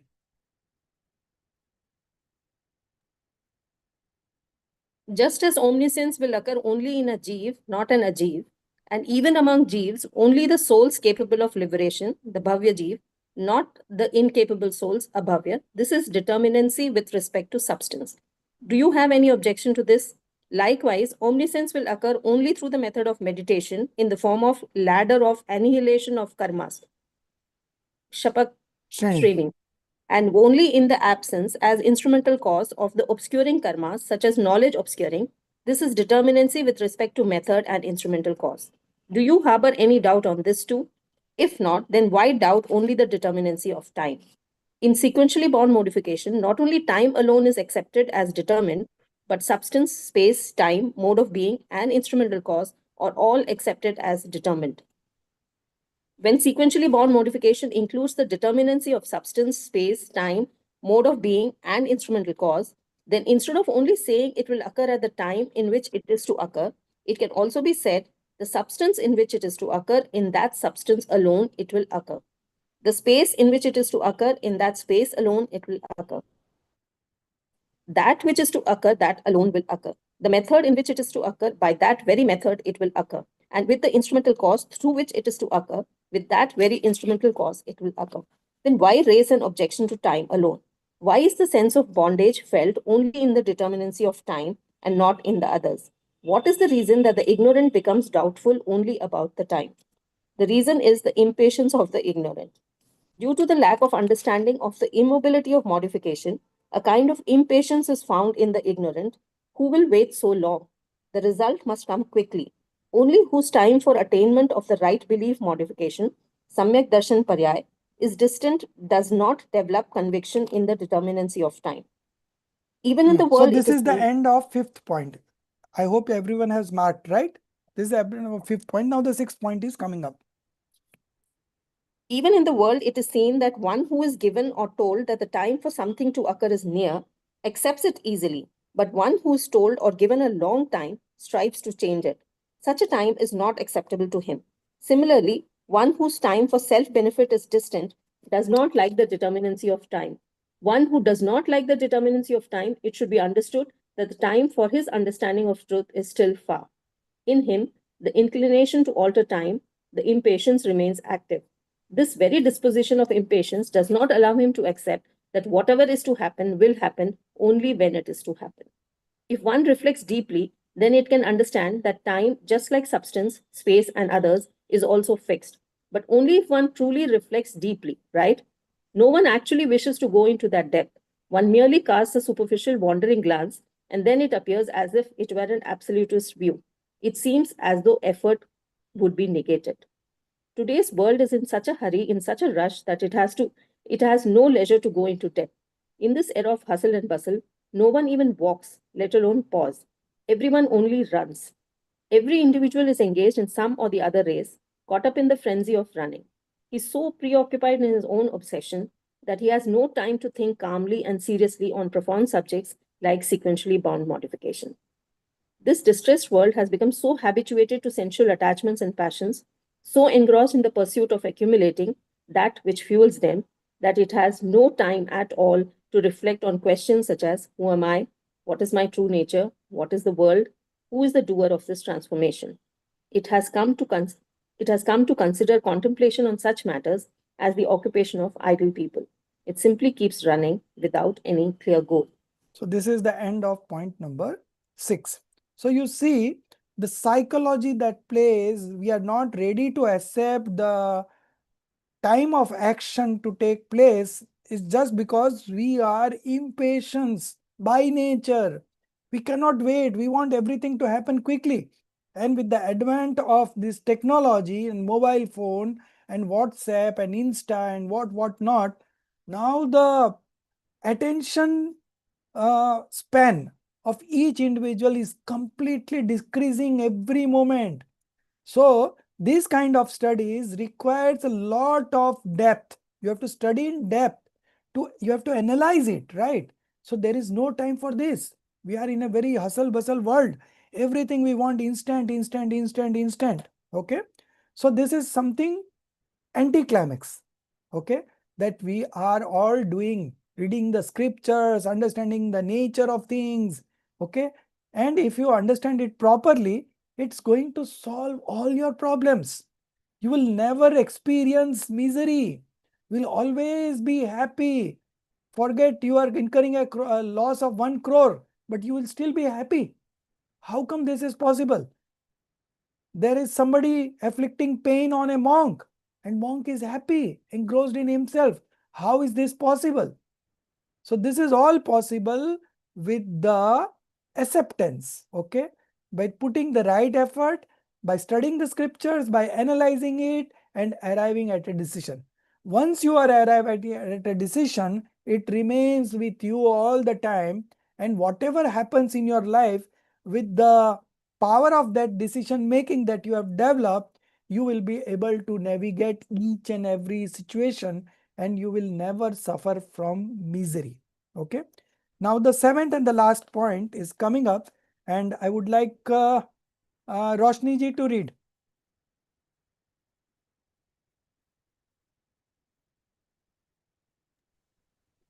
If you wish to witness the impatience of this world, just stand at a busy intersection in any city and observe the restlessness of the world.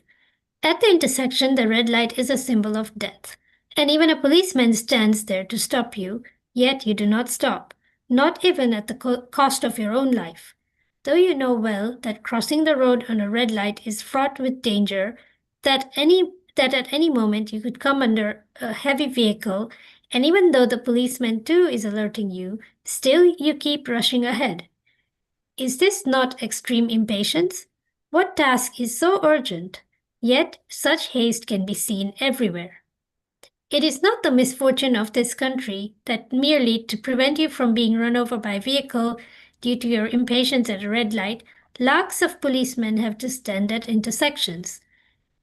Those impatient, hasty individuals who cannot tolerate even the slightest delay, not even at the cost of their own life, how can they ever comprehend that whatever is to occur will do so only at its destined time? This task calls for patience, for seriousness, and even valor. Only one who contemplates and reflects with calmness and seriousness can comprehend sequentially bound modification. In this, effort is not negated, rather, true effort manifests. Apart from impatience, another reason that obstructs the natural acceptance of determinacy of time is delusional attachment to one's own viewpoint. Pakshavyamo. Pakshavyamo. To these variant seekers of the self who are free from delusional attachment to one's own viewpoint, the appeal is to reflect upon this important subject with patience and seriousness. So this is the end of 25 module. Okay.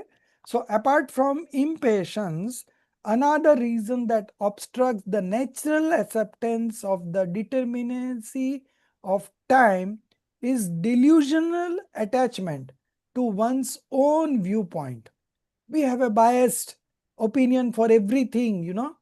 So that is called paksha vyahamo. Okay.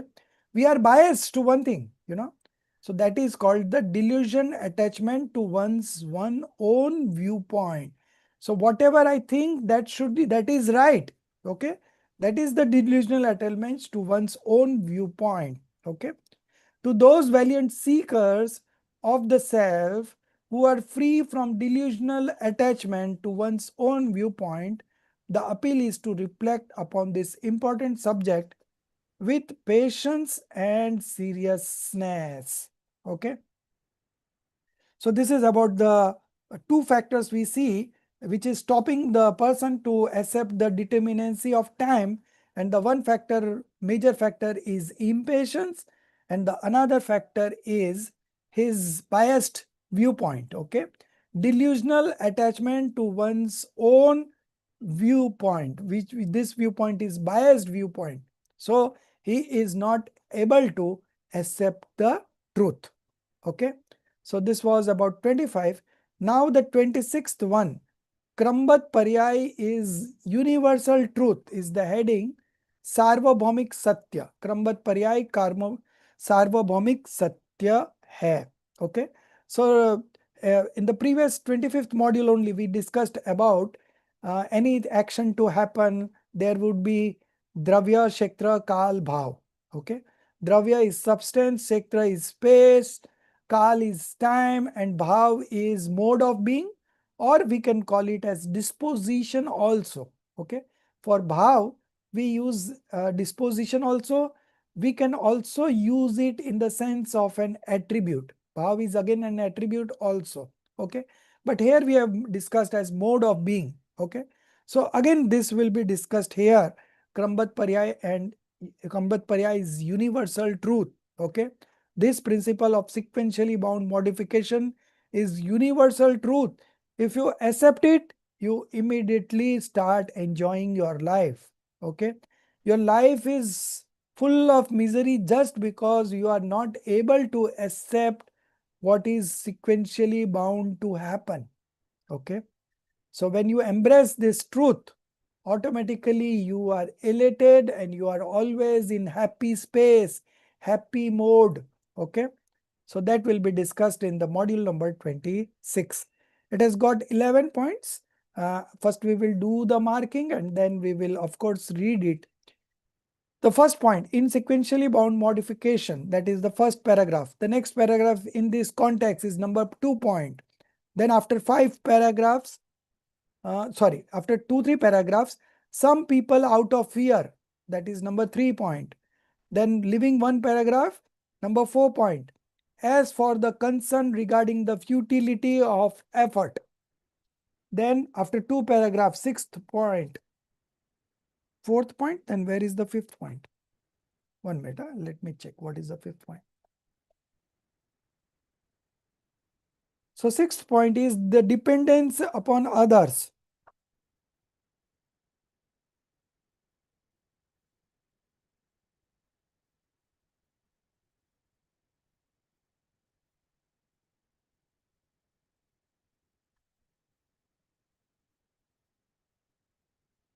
1 minute. 51. Okay. Fifth point. Acha.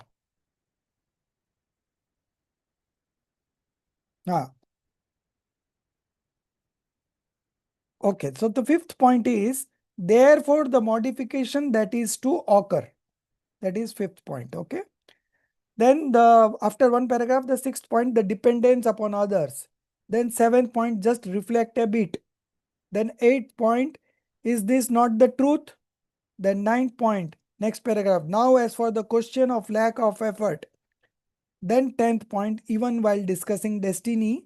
Then after 2-3 paragraphs, although many causes are acknowledged, that is the 11th point and the last point, and there ends the module number 26 in the above statement. Okay. So this is all what we are going to discuss now and then finish. So first 2 points. Okay. Rekha, you read the first 2 points. Yes, sir. In the sequentially bound modification, if some perceive an absolutist determinism, then certain thinkers interpret it as a one-sided fatalistic outlook. In their view, there is no difference between determinism, sequentially bound modification, and fatalism. For the conviction that whatever is to happen will happen deprives one of effort. According to them, the set forth in verses 321 to 323 of Kartikeya Anupreksha is not a universal truth. In this context, we wish to cite the thought of Siddhantacharya Pandit Kailash Chandji Varanasi as expressed in his sense of meaning of the aforementioned verses of Kartikeya Anupreksha. The right believer knows that the substance, space, time, and mode of being of every modifications are predetermined. The modification of that entity, which is to occur at a particular time in a particular place, only that occurs and no one can avert it. The omniscient Lord knows the states of all substances, spaces, times, and modes of beings. However, it is not that these become predetermined because he knew them, but rather because they were already predetermined. He knew them in that form. Just as omniscient Lord has explained to us, in every substance at every moment, the prior modification perishes and the succeeding modification arises. Therefore, the prior modification is the principal cause of the subsequent modification, and the subsequent modification is the effect of the prior modification. Therefore, it is not the case that any desired subsequent modification can arise from the prior one. Only the predetermined succeeding modification arises. If this is not accepted, then from a lump of clay, a pot could be formed, even without the intermediate modification. Therefore, it must be accepted that the substance, space, time, and mode of being of every modification is predetermined. Stop. So this is the end of point number 2. Okay. So to some people, the ignorant one, this sequentially bound modification somewhere perceives that it is absolutism or determinism. Okay. But which is not the truth, because the right believer believes that the substance, space, time, and mode of being of every modification are predetermined. He is ready to accept everything, even time and everything. But only the ignorant one, they feel that this principle is one-sided, because if we accept this principle, then the efforts becomes futile, or it renders one devoid of effort. Okay, then effort becomes zero. But it is not so. For any action to take place, one of the factors is always effort. So how we can avoid that effort? So effort is very well included in that 5 factors. So if you accept this principle of sequentially bound modification, the effort will not be eliminated. On the contrary, the right effort will appear. Okay. So that is what the truth is all about. but some ignorant one doesn't believe it that so. For them, this is explanation has been given by Siddhantacharya Pandit Kailash Chandji Varanasi. He was a very good scholar from Banaras University, and he explains this. The second point, the right believer knows that the substance, space, time, and mode of being of every modification are predetermined. That modification of that entity, which is to occur at a particular time and in a particular place, only that occurs, and no one can avert it. So right believer is just right believer because he is accepting all these things, and wrong believer is just a wrong believer because he doesn't accept this truth. He believes that I can change the course of action, I can do this, I can do that. Because of doership hanging on in his mind, he is not able to accept the truth. The omniscient Lord knows the states of all substances, spaces, times, and mode of being. However, it is not that these become predetermined because he knew them, but rather because they were already predetermined, he knew them in that form. So the nature of thing that everything is predetermined. The space, the substance, the time, the mode, everything is predetermined and it cannot be changed. And that is what the omniscient Lord has reflected in his Divya Dhvani, the divine sound. And based on that, all the scriptures have been written. Okay. So the omniscient knew because it was predetermined, and not because it was predetermined, so the omniscience knew. Okay. So the omniscience know all these states because it was predetermined. Okay. Not because he knew them. Okay. Just as the omniscient Lord has explained to us what he saw in his knowledge, he just related those experiences in his divine sermon. Just as the omniscient Lord has explained to us, in every substance, at every moment, the prior modification perishes and the succeeding modification arises. Therefore, the prior modification is the principal cause of the subsequent modification, and the subsequent modification is the effect of the prior modification. Okay. अनंतर पूर्व क्षणवर्ती पर्याय कारण और तत्समय की योग्यता कार्य. Okay, this we read in Nimit Upadan. So same thing is being said here. Therefore, it is not the case that any desired subsequent modification can arise from the prior one. Only the predetermined succeeding modification arises. If this is not accepted, then from a lump of clay, a pot could be formed. Directly the pot will form. No, even without the intermediate modification. Therefore, it must be accepted that substance, space, time, and mode of being of every modification is predetermined. Okay. So from lump of clay, some other intermediate modification will happen, then some intermediate modification happen, and then only the pot will come into shape. Okay. So this is, everything happens according to its fixed substance, space, time, and mode. Okay. Everything is predetermined and it happens in that manner. Now, the third point. Some people out of fear, okay, of misunderstanding. This is the third point. So third point and fourth point, 3, 4, 5, 6, 4 points coming together. Okay. And who is left over? I think Roshni is left over, right? You read. Sir, I already read, but I can read again. Yeah, you read again. So Soumya is there? Soumya? Yes, sir. I can read. Yeah, so you read. 3, 4, 5, 6. Some people out of fear. Yes, sir. Some people, out of fear of misunderstanding it as determinism, accept that the substance, space, and mode of being of each modification as predetermined, but do not accept time as predetermined. They say that while the substance, space, and mode of being of a modification are predetermined, time is not.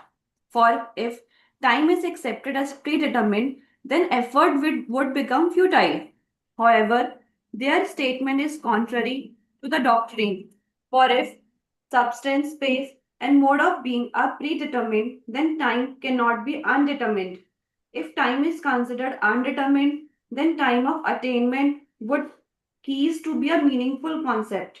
In that case, even if the remaining duration of worldly wandering exceeds half a matter cycle change period, Ardh Pudgal Paravartan, one would still attain right belief and liberation would occur without completing the required duration. But all this is contrary to scripture. Therefore, time too must be acknowledged as predetermined. As for the concern regarding the futility of effort, Porush, the meaningfulness of effort does not lie in completing a task before its time, but rather in the task being accomplished at its proper time is the true indicator of the value of effort. For example, a farmer sows wheat at the appropriate time and cultivates the field with great effort. Only then does the white wheat ripen on time. So, should the farmer's effort be deemed futile? If he had not made that effort, the crop would not have ripened at the appropriate time. Therefore, the concern that predetermined time renders effort meaningless is baseless. Therefore, the modification that is to occur of whichever substance at whichever time shall certainly occur. Knowing this, the right believer does not rejoice in prosperity nor grieve in adversity, nor does he go about entreating celestial beings in order to gain prosperity or of to ward off adversity.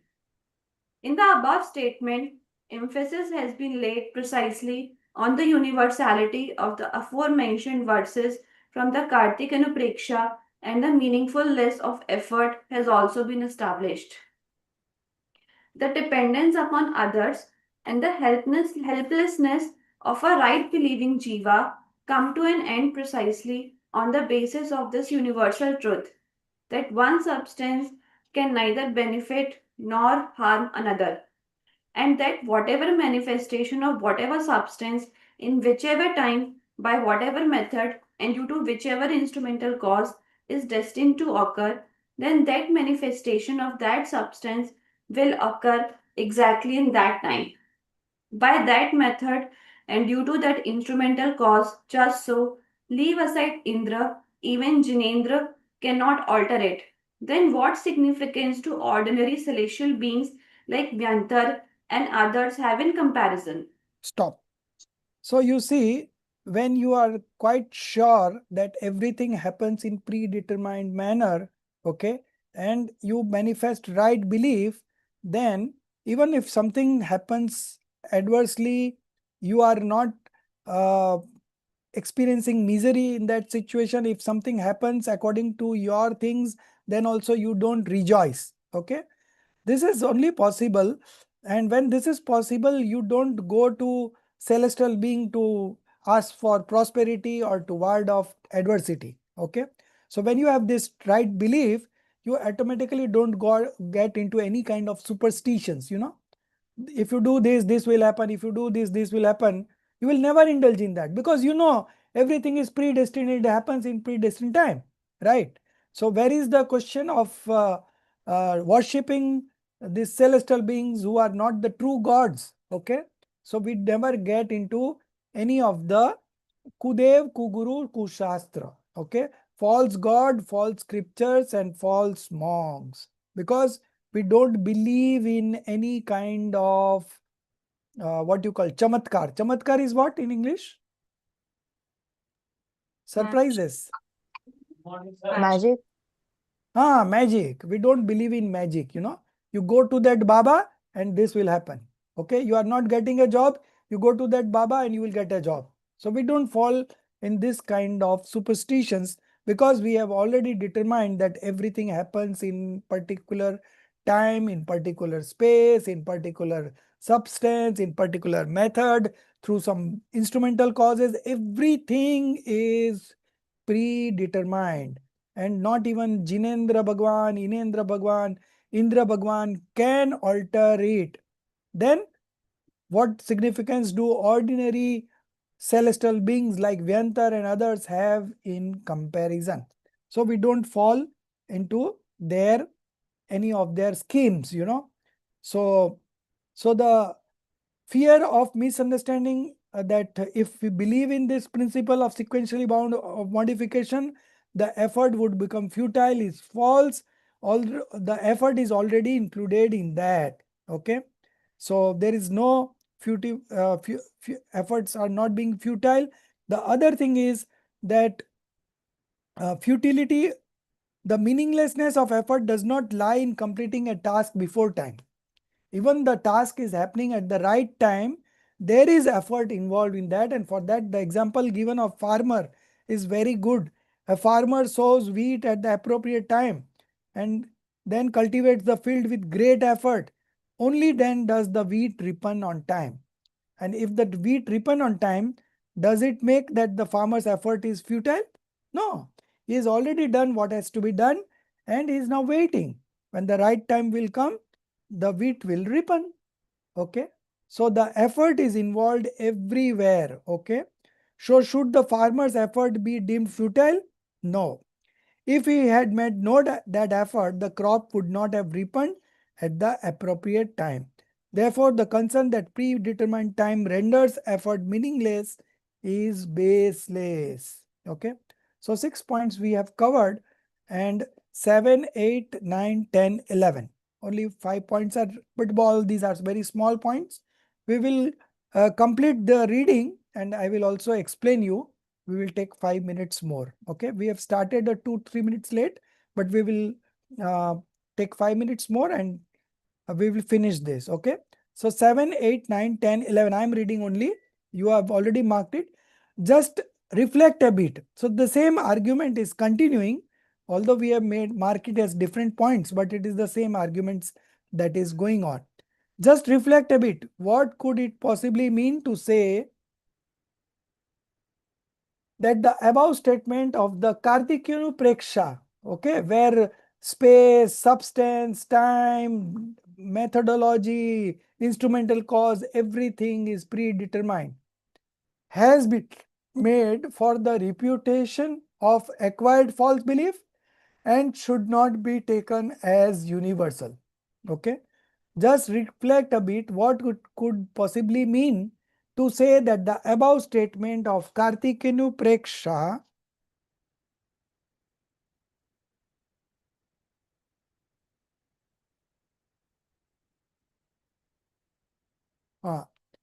above statement of Kartikeya Preksha has been made for the refutation of acquired false belief. Okay, ग्रहित मिथ्यात्व के निषेध के लिए किया गया है, उसे सार्वभौम नहीं मान लेना चाहिए. Okay, so it has been made for the reputation of acquired false beliefs and should not be taken as universal. Okay, what could be the meaning of that? Okay, is this not the truth, or has it merely been stated casually just to bring about the abandonment of acquired false belief? So this is the universal truth. Can acquired false belief be renounced by relying on falsehood? Can any action be accomplished before its time? All these are questions. Okay, is the essence of effort to be found in the accomplishment of a task ahead of its time? All these are wrong notions. Okay, are all remaining tasks accomplished without effort? These are some of the questions that arise if the said truth is not considered universal and eternal. Moreover, the question of omniscience inevitably arises as well. Okay, so this principle of sequentially bound modification covers all these wrong notions. Okay, it depicts the reality It says that every substance will transform at the right time, in the right space, with right effort and with right instrumental cause happening and with right methodology. So not only time, everything else is also predetermined and it happens in that sequence only. Okay. So this principle of sequentially bound modification is a universal truth, and it is not just being said to refute the acquired false belief or to uh, understand any other thing, but it's an universal truth and that has to be accepted. Okay. And when you accept this principle of sequentially bound modification, acceptance of omniscience is also attached to it. Okay. So all these coming together. Now, as for the question of lack of effort, which was the main question, regarding that, our position is that the principle of sequentially bound modification has been stated everywhere while placing effort at the forefront, not by disregarding it. Even while discussing destiny, Honhar, Bhaiya Bhagwati Das ji did not forget to inspire effort. In his view, true destiny, that is sequentially bound modification, is not destructive of effort, but rather a motivator of effort. In the verse where he writes, Jo jo dekhi vitarag ne, so so hosi veera re, anhoni hosi nahi kyon hi, kahe hot adira re. So whatever the omniscience has seen in his knowledge, things happen accordingly. There is nothing happening which was not predetermined. So don't become impatient. Be patient. Okay. Whatever the dispassionate one, the omniscience, Vitragi, has seen, that alone shall come to pass. O hero, what is not destined to be will never occur. So why grow restless in pain? Why go restless in vain? Why become impatient? In that same verse, later on, he inspires effort by writing, harness your inner resolve, for infinite bliss is yours. Although many causes are acknowledged in the origination of an activity, also denoted by the term 5 concomitant factors, yet among them all, effort holds a special position. Why? Because effort is possible only in relation to it, not in relation to inavailability, time of attainment, etc. In accepting sequentially bound modification, that is right detrimency, samyak niyati, the world perceive effort to be irrelevant, whereas in right detrimency, due to the non-negation of other causes, no such irrelevance arises. This very point has been clearly conveyed in the above statement. So effort is not futile. In fact, for every action to take place, there is effort included in that. Okay. So effort is one of the 5 factors and it is always present. So there is no futility of effort. Okay. On the contrary, if you understand this principle of sequentially bound modification, the right effort evolves. Okay. So here we end the 26th module, and in the next class, still the effort discussion will go on in 27 and 28 also. So 27, 28 will be covering in the next class, and that at that time I will give you the homework for CC2 and the Gandhar Mulyankan. Okay. So Gandhar Mulyankan, for Gandhar Mulyankan, I will be sharing one more book. Okay. From there, one topic will be given to the students, and some of the topics from sequentially bound modification will also be given as Gandhar Mulyankan. Okay. So all these I will announce in the next class, and till time you can revise module number 27, 28, whatever has been covered previously, that also you can refer and understand this principle, read it again and again, and see that you are able to comprehend the right thinking. Okay. So this is all. If you have any question, you can ask me personally or after the, let me finish the Mangla Charan and close the recording, and then you can wait and ask right now also. Okay. So निज निधि निज में बताई, यह अनंत उपकार है, उसके लिए जिन वाणी